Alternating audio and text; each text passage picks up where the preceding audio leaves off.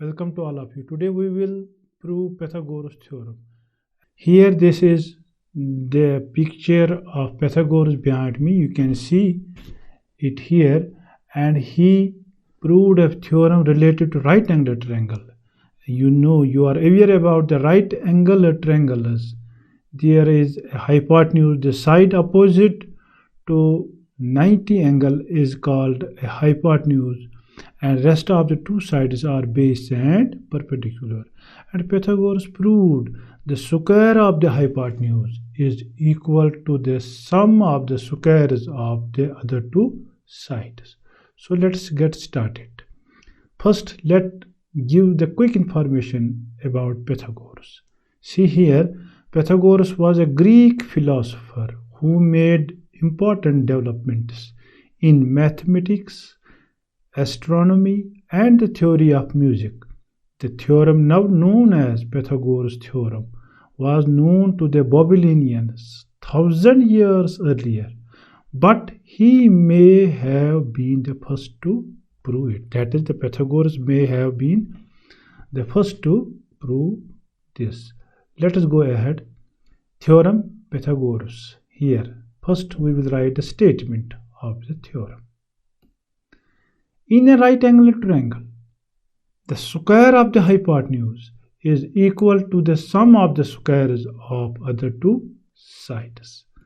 If we have a triangle given ABC, see here, right angled at A, and we have to prove that the square of the hypotenuse BC is the hypotenuse here, which is the side opposite to the angle 90. Here BC is the hypotenuse. The square of the hypotenuse should be equal to the sum of the squares of other two sides, that is AC square plus AB square. Okay, first write given. What is given? We have given a right angle triangle ABC, right angled at A. It is given. To prove, what we have to prove? We have to prove that sum of the squares of the other two sides should be equal to the square of the hypotenuse, or square of the hypotenuse is equal to the sum of the squares of other two sides. So here AC and AB are the two sides. That's why we have written here AC square plus AB square is equal to BC square. We have to prove this. For this, in order to prove this, we will do here little bit construction. Okay, draw AD perpendicular from vertex A on side BC like this. Let this denote these angles, and also denote angle B by 1 and angle C by 2, so that the things will become simpler for V. Let us move for the proof of the theorem. First we will go in triangle ABC, in the bigger triangle ABC, and in smaller triangle ABD, this triangle. Okay, in triangle ABC and ABD, we will try to make these two triangles, that is the bigger triangle and the smaller triangle, similar.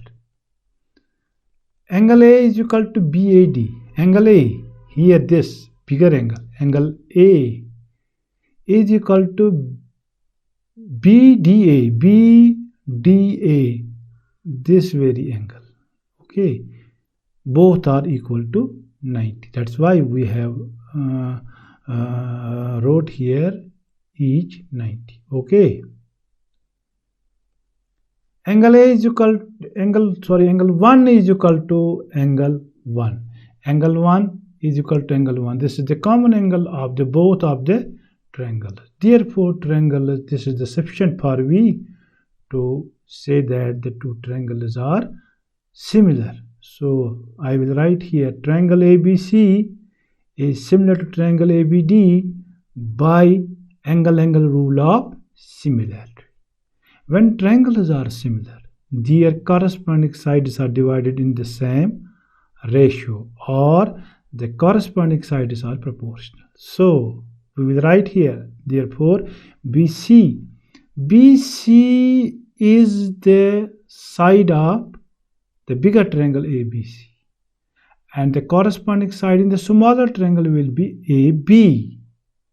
Both are the hypotenuse of the said triangles. That's why BC is equal to AB is equal to AB. Now AB is also, this side is also the side of triangle AB, divided by the corresponding side in the smaller triangle ABD. That will be BD. That will be this side. Right? Because angle 1 is equal to angle 1. This angle is equal to, that is this, BDA is equal to angle A. Now third angle will be also equal. That is angle 2 will be equal to angle PAD. This very small angle. Okay. If AB is opposite to angle 2, but angle 2 is equal to angle BAD, and the side opposite to this angle is BD. This is the corresponding side. That's why I wrote here AB divided by BD. Okay, moving ahead. Therefore, BC into BD, BC cross multiplication. By cross multiplication, BC into BD is equal to AB into AB, that is AB square. Denote this by first.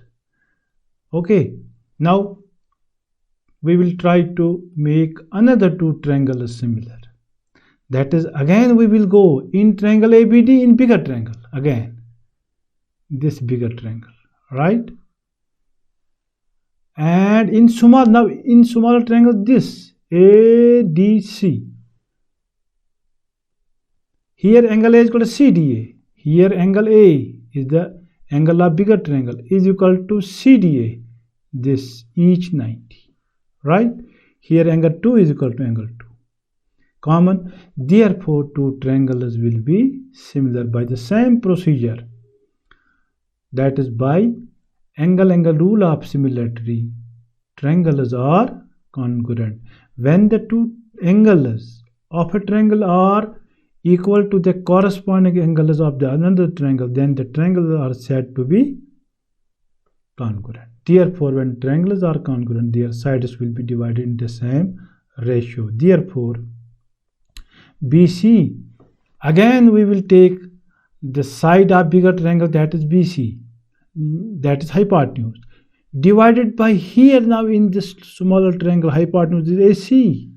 That's why I write here BC divided by AC is equal to, again AC is the side of bigger triangle and the corresponding side in the smaller triangle will be DC.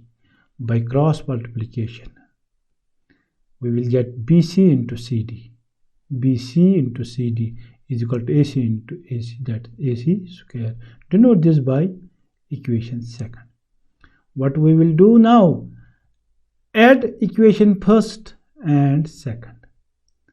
That is, adding first and second, we will get BC into BD, BC into BD plus here BC into CD is equal to AB square and here AC square I will write. Okay, now take here BC common and we will write here BC into BD plus CD is equal to AB square plus AC square, or BC into BD plus CD is BC, BD plus CD is BC is equal to AB square plus AC square, or BC into BC is BC square, like this, is equal to AB square plus AC square, or AB square plus AC square is equal to BC square. In this way, we proved here the Pythagoras theorem. Hence proved. I hope that you will learn here how we can prove the Pythagoras theorem. That is all today. Thank you very much.